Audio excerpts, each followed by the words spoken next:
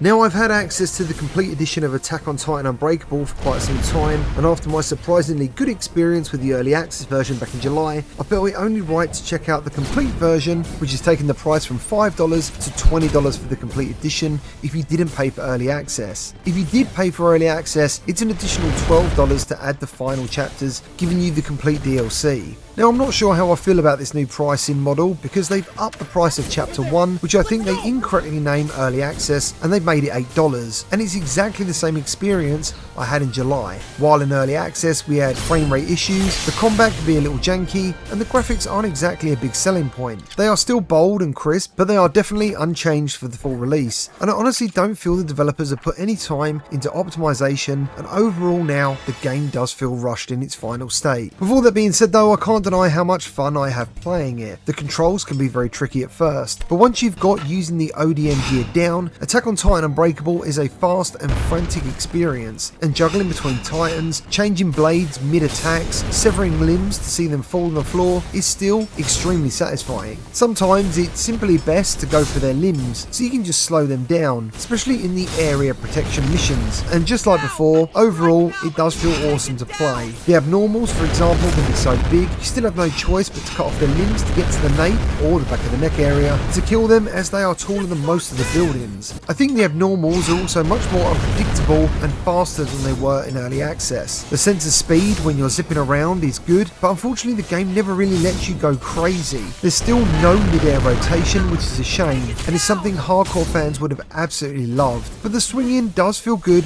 once you learn how to use your jets, but it's definitely more safe than I would have liked. When it comes to the gameplay, there is 3 mission types, and most involve a timer, but there's only one mode that doesn't really involve killing titans, and that's resource collection, which is still fun because you're racing around trying not to get kicked or sat on or eaten, and sliding between a titan's legs in VR feels very cool. Most missions see you outnumbered, pitting you against 5 or 6 titans all at once, and the full release includes having to save other recruits from being eaten, which is a nice touch. In regards to what else they've added for the full release, they've added multiplayer, which I haven't got to experience yet. There's 3 new weapons and a few new titans. There's also a little checkbox that slows down the titans to keep you progressing in the game because some of these levels are extremely difficult. In regards to the weapons, they still all feel completely unique and have different weight, power and durability. And now in the complete edition you finally get to face the Armored Titan.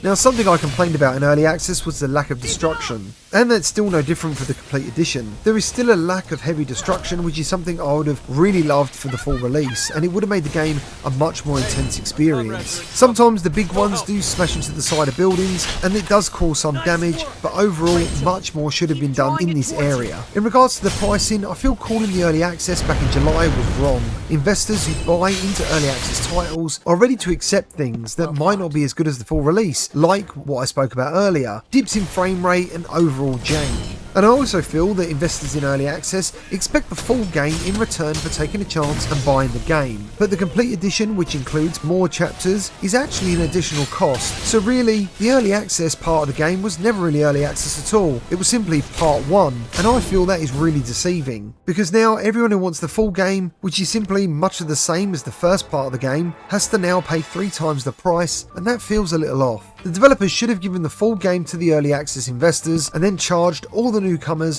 whatever they feel is correct. And for me, this game still has low effort graphics, frame stutters and repetitive but fun gameplay. $15.99 does feel about right instead of $20. To summarise my feeling of playing Attack on Titan Unbreakable, the complete edition, it still features great combat and it's really satisfying. The graphics are passable, the music is absolutely epic and the characters look good. And when everything aligns, you get a really good and unique experience in VR, and it's these moments that I absolutely love, and it's really fun to play.